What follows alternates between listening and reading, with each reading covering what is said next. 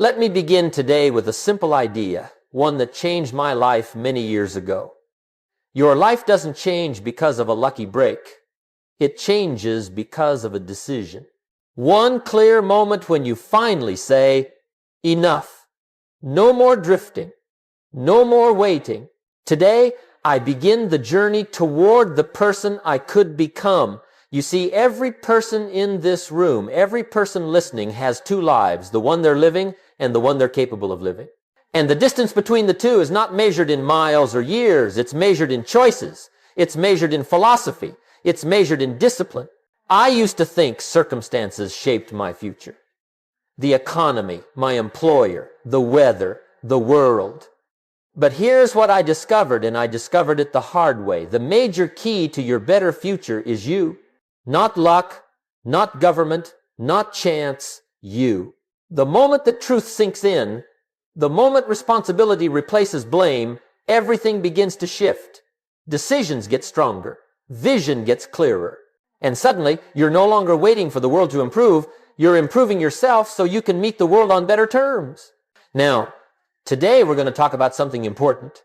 We're going to talk about the 3 rules that have taken ordinary men and women, people with no special advantage, no special talent, nothing extraordinary on the surface, and help them build extraordinary financial futures. Some went from broke to comfortable, some from comfortable to wealthy, and some all the way to 7 figures and beyond. But they didn't get there through magic or mystery. No, they got there through philosophy, through habits, through the simple disciplines practiced every day. And I'll tell you this, these 3 rules are not complicated. In fact, they're simple, but don't confuse simple with easy. The simple things in life are often the hardest to do and the easiest to neglect. That's why the masses keep repeating the same year over and over, while a small handful, the ones we'll call the few, break out of the cycle and design a life that once seemed unreachable. The rules I'm about to share with you have nothing to do with chance. They have everything to do with becoming the kind of person success finds irresistible. So as we begin, let me offer a suggestion. Take notes. Don't trust your memory. I learned early on that a short pencil is better than a long memory. Write it down, capture the ideas, because these aren't just theories. These are principles that have been tested in the fire of real life for decades, across industries, across countries, across generations. And if you'll take them seriously, if you'll practice them with sincerity, you may look back on this very lesson as the day your direction started to change. So let's get ready. Today I want to show you what separates the few from the many. What separates getting by from getting ahead. What separates the person who wishes from the person who decides. Because once you understand these 3 rules, you'll never again say, I don't know what to do.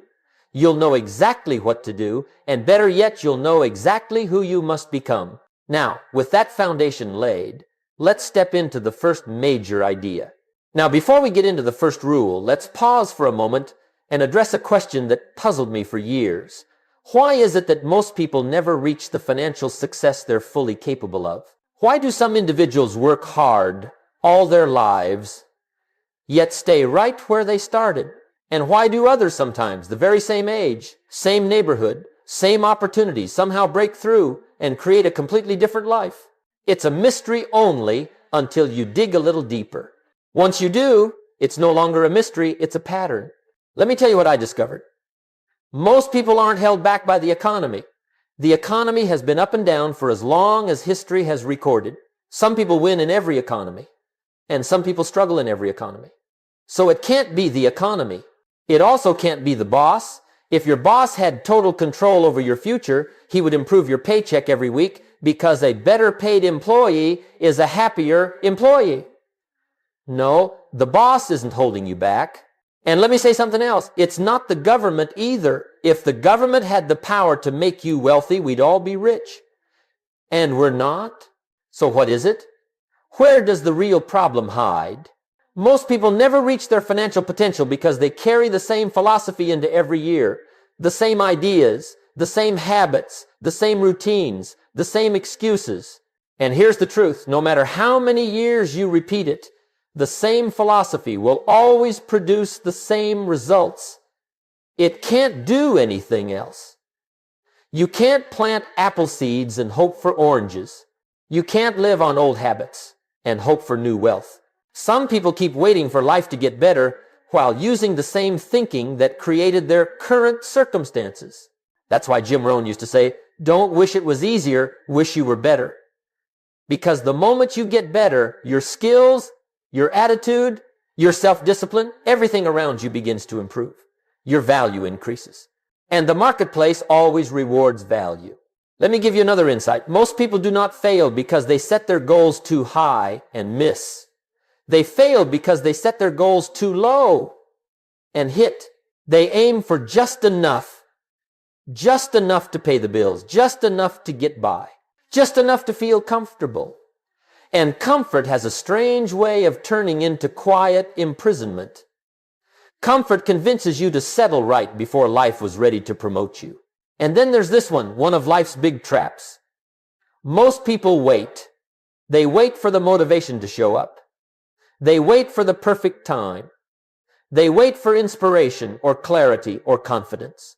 But waiting is the enemy of wealth. Wealth doesn't come to the wisher.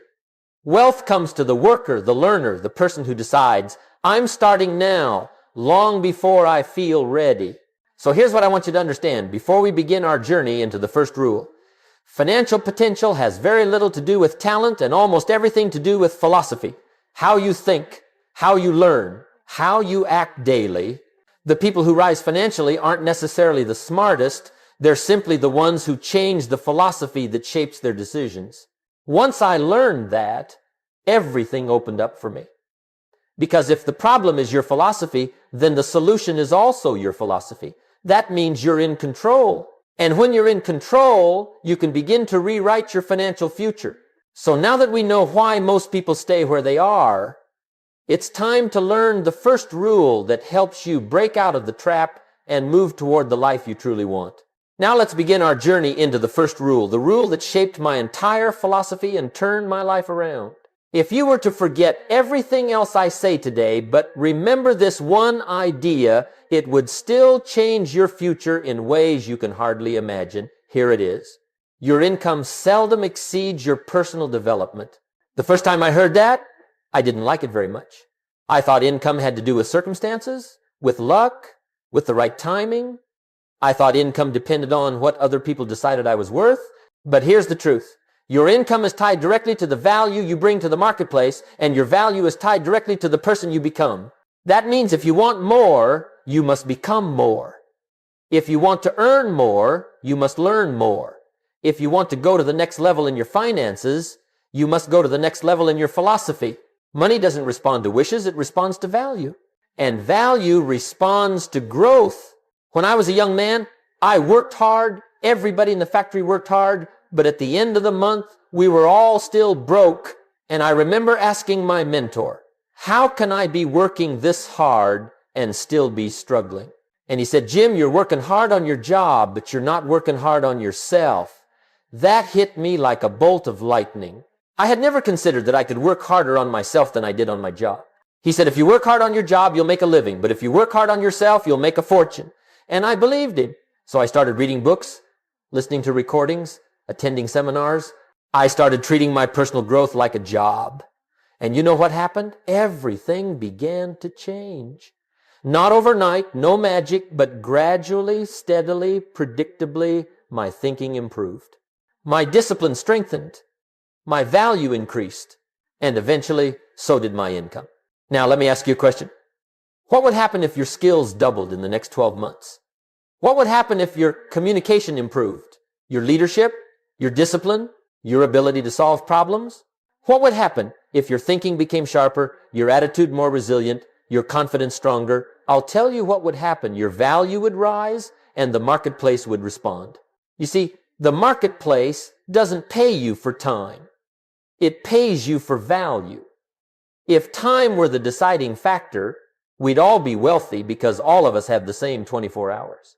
But we're not paid equally because we don't bring equal value. So the question is not, how do I make more money? The real question is, how do I become more valuable? And that starts with personal development. Let me give you an example I've used for years. Imagine two people who work side by side. One earns $20,000 a year. The other earns $200,000. They work the same hours, in the same city, with the same opportunities. Why the difference? Is the marketplace unfair? No. The marketplace is simply saying, this person brings 10 times more value. It may be skill, it may be leadership, it may be knowledge, it may be resourcefulness, but whatever it is, it didn't happen by accident. They intentionally upgraded themselves. They invested in their mind. They prepared themselves to be worth more. And the marketplace said, we'll pay for that. So here's the key. Never wish your income were higher, wish your value were greater. Personal development is not a luxury, it's a necessity. It's not something you do once and forget. It's something you build day by day, habit by habit, book by book, decision by decision. Because your income can grow only to the extent that you do. If you want to raise the ceiling on your financial life, raise the ceiling on your personal growth. Expand your skills, deepen your wisdom, strengthen your discipline. The moment you grow, your results cannot help but grow with you. That's the law. Now that we've laid the foundation of Rule Hashon, let's go one layer deeper. Let's explore what personal development really means and what it doesn't. Now that we've laid the foundation of personal development, let's clear up a few misunderstandings because this concept is often confused. Some people think personal development means reading one book and suddenly expecting their life to change. Others think it means collecting quotes, attending seminars, listening to podcasts, and then waiting for the magic to kick in. But let me assure you, personal development is not an event, it's a process. It's a steady accumulation of disciplines applied over time. When I first started my journey, I made the mistake so many people make. I thought learning alone was enough. I read the books. I filled notebooks with ideas. But nothing changed because reading is not development unless it becomes behavior. Knowledge that is not acted upon becomes entertainment. And entertainment, no matter how inspiring, does not change your future. So what does personal development really mean? It means working on the parts of yourself that the marketplace rewards. And the marketplace rewards clarity, discipline, consistency, and skill. The marketplace rewards the person who shows up early, who stays prepared, who keeps promises, who communicates well, who solves problems, who manages their emotions, who treats people with respect, and who brings more value today than they did yesterday. That's personal development. Personal development is not what you know, it's what you practice. It's the distance between your good intentions and your daily behavior. It's the gap between your goals and your habits. And the discipline required to close that gap is the very thing most people avoid. Let me put it another way. Personal development is your commitment to becoming the person your goals require. Because big goals demand a bigger you. That's why you can't take old habits into a new life. If your new life requires courage, but you keep practicing hesitation, your goals will move away from you. If your new life requires confidence, but you rehearse doubt, your opportunities will shrink. If your new life requires discipline, but you follow your moods, you'll repeat the same year again and again. And here's something important. Personal development must appear in your calendar. If it isn't scheduled, it won't happen. If you say, I'll read when I have time, you won't read. If you say, I'll exercise when I feel motivated, you won't exercise. If you say, I'll plan my goals when life slows down, life will set the pace, not you. One of the greatest lessons I ever learned is this. Your calendar is your character in numbers. Your philosophy shows up in how you allocate time. Your habits reveal what you truly value. If you want to know where your life is going, look at where your hours are going. So let me give you a simple formula, one that changed my life and can change yours. The formula is this. Each month, choose one new habit, one new skill, and one new discipline. Just one of each. Not 10, not 20, one. Because a big change doesn't begin with intensity, it begins with consistency. A new habit improves your routine. A new skill improves your value. A new discipline improves your character. And when your routine, your value, and your character begin to rise, your income cannot help but follow. That's the law of the marketplace. You bring more, life brings more. So remember, personal development is not a luxury for the elite. It's the foundation for anyone who wants their life to expand. And once you embrace it fully, you step into a rare group, the group that takes ownership, the group that grows on purpose, the group that leaves the excuses behind. Now that we understand what personal development truly is and what it is not, let's move to the second rule. Because becoming more is only the first half. The second half is creating a clear direction for where you want your new self to go. Now, once you've begun to work on yourself, once you've stepped into the journey of personal development, there's a second rule you must embrace if you want your life, your income, and your future to take on a new direction. And this rule, like the first one, is simple. But because it's simple, most people overlook it. Here it is. The 97% don't have a written plan, and that's why they struggle. So let me ask you a question. Where are you going? If I asked you your goals for the next year, the next 3 years, the next decade, could you show me? Not tell me, show me. Could you hold them in your hand? Could you hand me a sheet of paper that reflects the direction of your life? Because if you can't hold it, you don't own it. And if you don't own it, you won't achieve it. Most people live by hopes, by wishes, by vague intentions. They say, I want to be more successful, but they have no plan. They say, I want to earn more, but they have no plan. They say, I want to get in shape, improve my relationships, build a business, but their goals are floating around in their mind like clouds shifting, fading, disappearing with the next distraction. Let me tell you what my mentor told me. A goal that isn't written isn't a goal, it's a fantasy. When I first heard that, I didn't like it very much. I said, but I know what I want. And he said, Jim, knowing what you want is not enough. Life responds to clarity, not confusion. And he was right. The act of writing your goals is powerful because it forces you to define your vision with precision. It brings your desires from imagination into the physical world. And once they are written, your mind begins to work on them day and night, consciously and unconsciously. Let me give you an example. Suppose your goal is to earn more money this year. That's too vague. The mind can't work with that. But if you say, I will increase my income by $25,000 by December 31st, suddenly your mind becomes an architect. Suddenly it begins to ask how. Suddenly you begin to see opportunities that were invisible before simply because you now have a target. Here's something else. Writing your goals is an act of responsibility. Most people don't write their goals because once they are written, there is no hiding from them. They become a mirror. They become a standard. They demand action. That's why only the 3% do it. And that's why the 3% succeed. Now let's talk about another important point.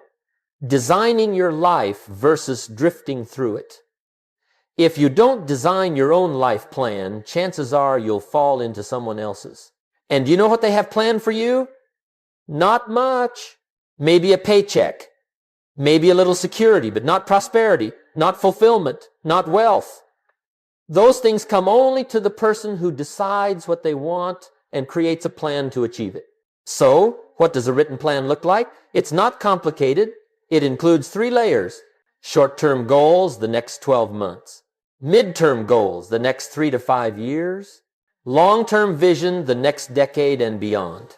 Your short-term goals give you momentum. Your mid-term goals give you direction. Your long-term vision gives you purpose. And remember, the more detailed, the better. The clearer, the stronger. A vague plan produces vague results. A specific plan produces specific results. So here's the lesson. Don't trust your future to memory. Trust it to paper. Paper never forgets. Paper is honest. Paper shows you where you've been and where you're going. Now that you understand the power of a written plan, let's go deeper. Let's talk about how to build a plan that doesn't just excite you today, but guides you for the next decade of your life. Now that we understand why a written plan is essential, the question becomes, how do you actually build one? How do you design a plan that doesn't just look good on paper, but has the power to guide your life, expand your income, and carry you all the way to 7 figures and beyond? Well, the good news is that creating a powerful plan doesn't require a complicated system. You don't need a university course, a stack of binders, or a corporate level strategy. You only need to answer 3 simple questions, 3 questions that have helped ordinary people design extraordinary futures. And here they are. 1, what do I want? 2, who must I become to earn it? 3, What disciplines must I practice every day? Let's walk through each one. Question 1, what do I want? This is the starting point of all achievement. If you don't know what you want, you can't design a plan. Most people never ask themselves this question with seriousness. They know what they don't want. They say, I don't want to be broke. I don't want to be stressed. I don't want to be overlooked. But life doesn't respond to what you don't want. It responds to what you do want. So you begin by defining the picture. What income do you want to earn? What skills do you want to master? What kind of life do you want to live? What kind of person do you want to be known as? Don't be afraid to think big here. Bold goals create bold behaviors. But don't stop at money. Write down the life. Because money is just one part of the picture. Your plan should reflect a life you're proud to live, not just a paycheck you're proud to earn. Question 2, who must I become to earn it? This is the question that separates the dreamers from the doers. Anyone can say, I want $1 million, but very few will ask, what kind of person commands that kind of value? Because money is not pursued, it is attracted by the person you become. If you want more, you must become more. If you want a bigger life, you need a bigger identity. If you want more opportunities, you need more capability. Ask yourself, do I need better communication, more discipline, stronger habits, a better attitude, more skill, more courage, a deeper work ethic? Your goals determine the size of the person you must become. A 7-figure life requires a 7-figure version of you. Not in fame, not in followers, but in discipline, clarity, and consistency. So your plan must include a becoming list qualities you must acquire, beliefs you must sharpen, weaknesses you must overcome. You don't get paid by the hour. You get paid by the value you bring to the hour. And value is built inside. Question 3, what disciplines must I practice every day? And now we reach the heart of the plan. Because goals give you direction, but disciplines give you progress.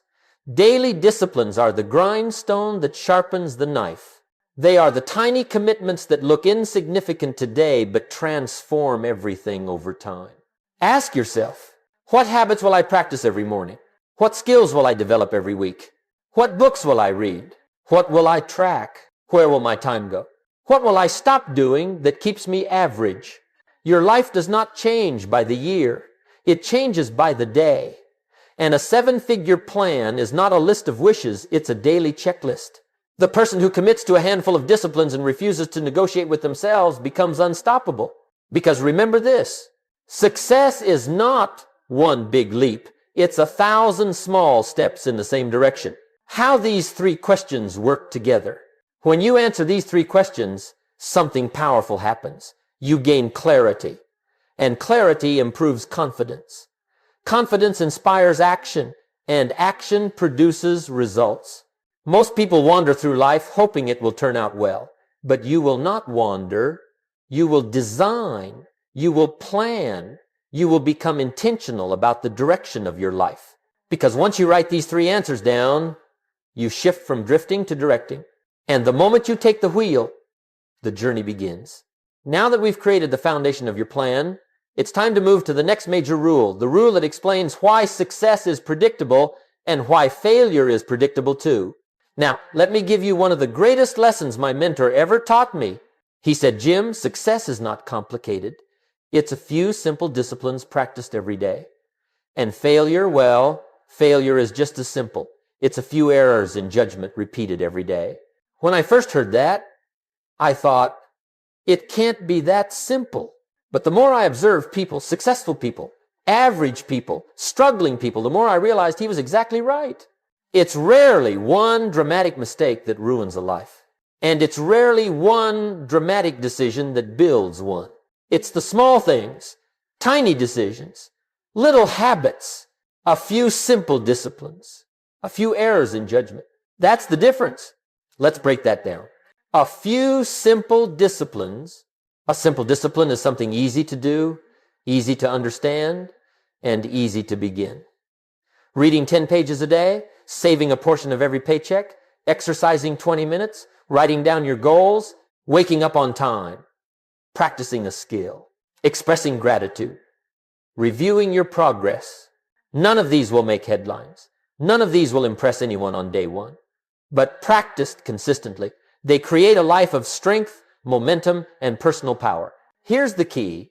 Simple disciplines don't feel powerful today, but they reveal their power over time. Success is not loud. Success is quiet. It whispers at first. It begins with a tiny shift in behavior, then grows into a new identity, then becomes a new lifestyle, and eventually produces a new destiny. The results show up later after patience, after repetition, after consistency. A few errors in judgment. Now, on the other side, what is an error in judgment? It's just as small as a discipline, but it moves you in the wrong direction.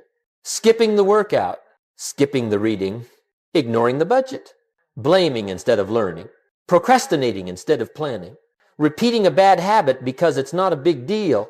And the truth is, on day one, it's not a big deal. If you eat a donut today, nothing happens. If you don't read today, nothing happens. If you avoid the tough conversation today, nothing happens. That's why errors in judgment are so dangerous. They feel harmless. They feel invisible. They feel optional. But over time, little by little, they compound. And suddenly, 5 years later, 10 years later, you find yourself wondering, how did I get so far off track? The answer is one small error at a time. Why people choose errors over disciplines? Now, here's the great paradox. Disciplines are easy to do, but they're also easy not to do. And errors in judgment are easy not to do, but they're also easy to fall into. So the battle is never about knowledge. Everyone knows they should read more. Everyone knows they should save more. Everyone knows they should exercise, plan, prepare, grow. The battle is between convenience and intention, between comfort and growth, between now and later. The average person says, I'll start tomorrow, and tomorrow turns into next week, and next week turns into next year. But the exceptional person, the one who rises, the one who breaks patterns, they say, I start today, I begin now, because they understand something the crowd never sees. Your future is hidden in your daily routine, not your inspiration, not your motivation, not your excitement, your routine. Why? This rule makes success predictable? Let me give you something astonishing. After working with millions of people, attending thousands of seminars, leading organizations, and watching lives change for decades, here is something I can tell you with absolute certainty. Success is predictable. Failure is predictable. All I need to do is watch your daily disciplines and your daily errors, and I can predict your next 5 years with remarkable accuracy. Because life does not respond to wishes, it responds to patterns. It responds to habits. It responds to small decisions multiplied over time. A few simple disciplines and your life elevates. A few errors in judgment and your life erodes. That's the math of destiny. Now, the good news is this. You can change the direction of your life with one decision and one discipline. You don't need to fix everything today. You only need to begin correcting the direction. A 1-degree shift today becomes a 100-degree transformation over the years. That means no matter where you are behind, stuck, struggling, uncertain, you can begin again. You can choose a few simple disciplines. You can abandon a few errors. And if you repeat that choice day after day, your life can become unrecognizable in the most beautiful way.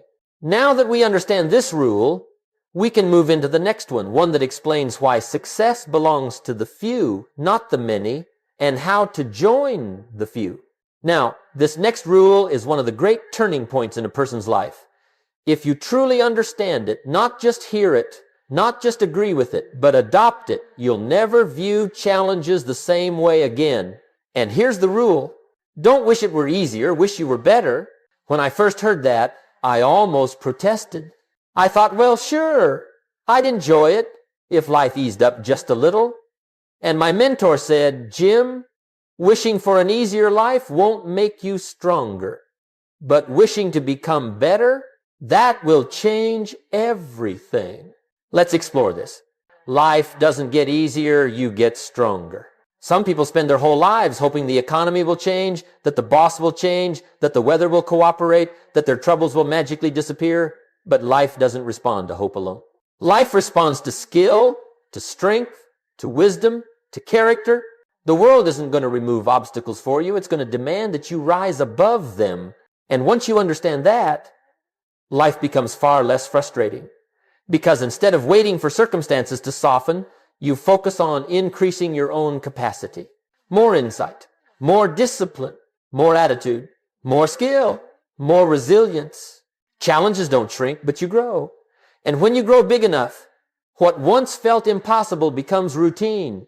That's why the winners focus on becoming, not escaping. The crowd seeks relief. The few seek growth.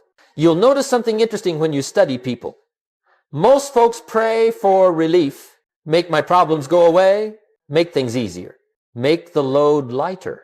But the exceptional, the 3%, they don't pray for an easier load. They pray for stronger shoulders. They don't ask for fewer challenges. They ask for greater capacity. They don't ask for the path to be smoother. They ask for better footing. Why? Because they understand that every challenge contains a lesson. Every setback contains a skill. Every difficulty contains a doorway to a higher version of yourself.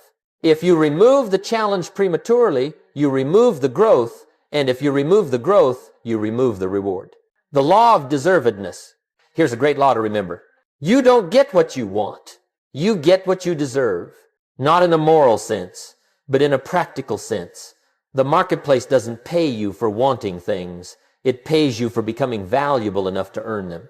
And deserve is a big word. It includes learning the skills, making the sacrifices, staying disciplined, showing up with excellence long after the mood has faded. So the secret is to increase your deserve level. And how do you do that? By improving yourself. If you want a better paycheck, become more valuable. If you want better opportunities, develop better skills. If you want better relationships, cultivate better character. If you want more freedom, practice more discipline. If you want more, you must become more, rising above the temptation of complaining. Let me give you another important lesson. Complaining shifts 0% of your future. Complaints give you comfort, but they steal your progress. Most people complain because it's easier than improving. It's easier to blame the company than build a new skill. Easier to blame the economy than build a new plan. Easier to blame the time than build new priorities. But complaining does not improve circumstances. It only worsens your mindset. So here's the rule. If something bothers you, fix it. If you can't fix it, outgrow it. But never stay stuck in it. The power of personal transformation. Here's the beautiful truth.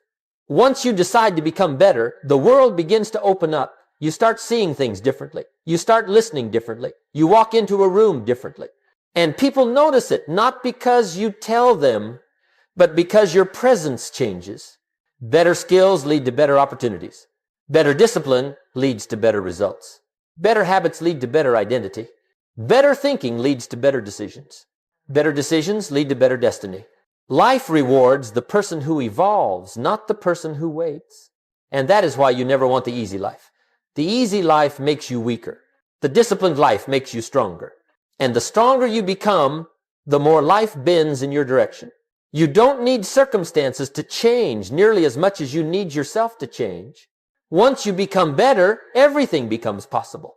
Now that we've established this rule, there's one more lesson we must explore. One that turns potential into productivity, dreams into deadlines, and intentions into measurable results.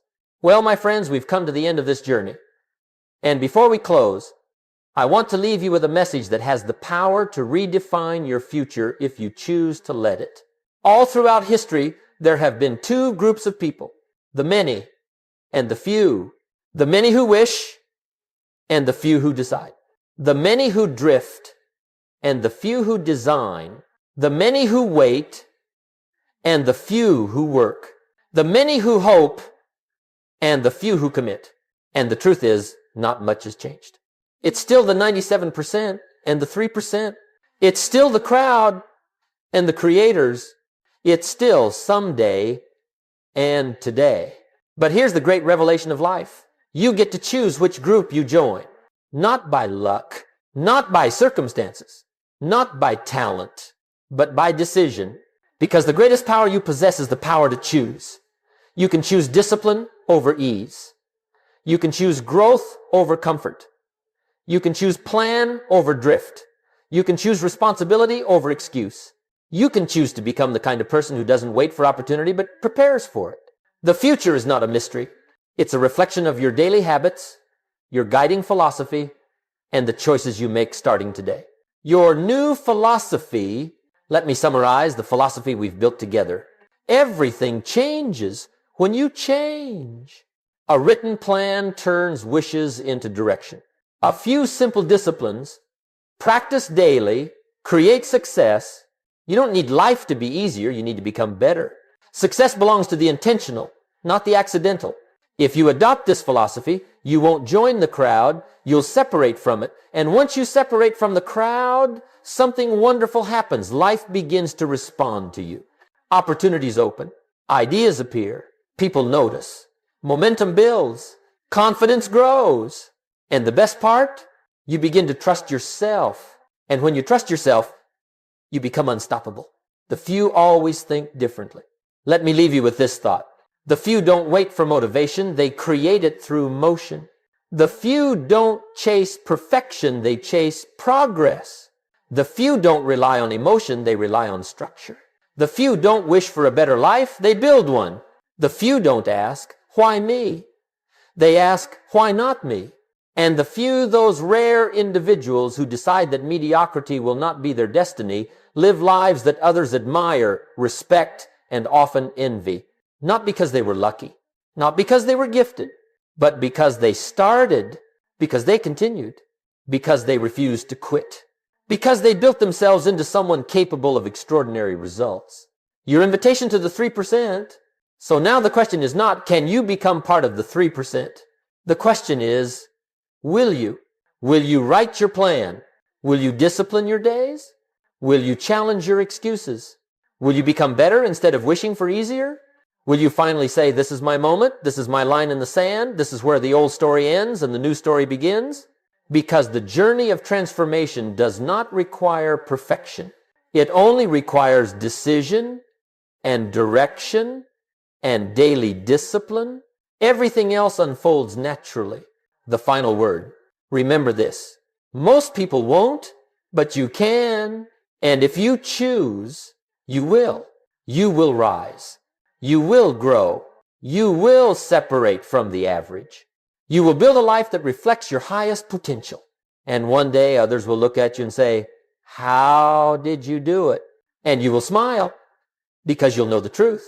It wasn't luck. It wasn't circumstance. It wasn't magic. It was choice, consistency, and the quiet daily disciplines that the crowd overlooks. That's how the few live. And now, that's how you will live.